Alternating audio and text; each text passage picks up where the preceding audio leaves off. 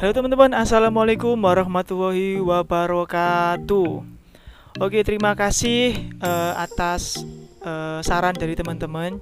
Jadi ceritanya seperti ini. Jadi suatu ketika itu ada teman yang tanya kepada saya. Jadi, Mas, saya ini kan sudah lolos SKD, saya sudah lolos SKB. Nah, kemudian ketika tes kesehatan, saya itu ternyata buta warna.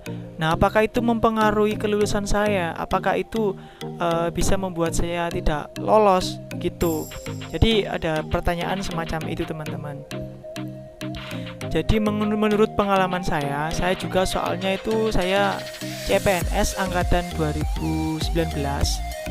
Jadi saya CPNS angkatan 2019 di Kabupaten Lamongan, teman-teman. Jadi saya juga pernah mengalami. Jadi ketika kita sudah tes SKD, kemudian sudah tes SKB, untuk di dinas pendidikan biasanya hanya dua itu, teman-teman. Jadi hanya tes SKD dan SKB, tidak ada wawancara. Biasanya kalau yang ada wawancaranya di tahap 3 itu biasanya di bawah naungan Kemenak, teman-teman. Jadi di bawah naungan Kementerian Agama. Biasanya seperti itu. Kalau di bawah Dinas Pendidikan itu tergantung kebijakan tiap daerah masing-masing. Cuma biasanya lebih banyak tidak pakai tidak pakai wawancara, teman-teman. Oke, teman-teman, jadi balik lagi ya ke pertanyaan tadi. Jadi gimana sih kalau seandainya kita buta warna, apakah itu bisa menyebabkan kita tidak lolos atau gimana, atau apa sebabnya gitu ya. Jadi menurut pengalaman saya pribadi, teman-teman, saya CPNS angkatan 2019 di Kabupaten Lamongan. Dulu waktu tes SKD itu saya di Kabupaten Gresik, kemudian SKB-nya di Lamongan. Alhamdulillah saya lolos dua-duanya di tahun 2019. Cuma yang membuat saya agak resah itu ketika tes kesehatan, teman-teman. Jadi tes kesehatan itu lengkap. Jadi ada tes darah, ada tes urin, ada tes kardiovaskuler atau biasanya di ronsen, teman-teman. Nah, itu. Kemudian tes mata, tes penyakit dalam, pokoknya banyak, lengkap pokoknya, teman-teman. Jadi tes kesehatan untuk CPNS atau P3K itu lengkap pokoknya. Nah, biasanya teman-teman itu agak agak kepikiran, agak resah ketika hasil tes kesehatannya itu buta warna, teman-teman. Begitu. Nah, saya ini juga dulu termasuk resah dulu saya, teman-teman. Jadi saya waktu tes kesehatan di Polimata itu ternyata saya baru sadar kalau saya itu buta warna parsial, teman-teman. Jadi saya termasuk buta warna parsial pada waktu itu. Nah, saya bingung pada waktu itu. Saya ditanyain dokter, "Mas, sampean buta warna gitu. Ini gimana? Saya tulis buta warna apa gimana gitu kan?" Saya pada waktu itu ya agak gimana ya, teman-teman ya. Gimana kita itu udah lolos SKD, udah lolos SKB, ternyata kita buta warna.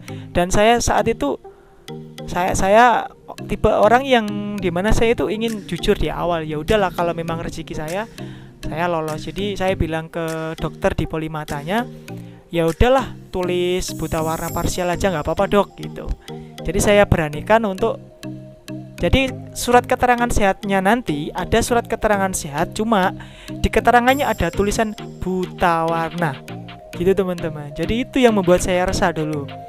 Jadi pada waktu itu bener-bener saya izinkan dokter di Polimata untuk menulis buta warna di surat keterangan sehat saya pada waktu itu.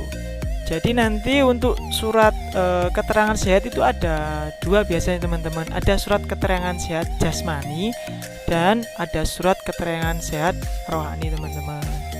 Nah, setelah perjalanan, setelah surat keterangan sehatnya saya scan, saya kirim, saya upload di website resmi CPNS di sscn.bkn. Itu, teman-teman. Jadi website resmi CPNS pada waktu itu saya upload, kemudian saya berdoa, hard file-nya juga dikirim pada waktu itu teman-teman. Karena memang kan itu seleksi tahap akhir teman-teman. Jadi pada waktu itu benar-benar saya ya udahlah, saya optimis gitu.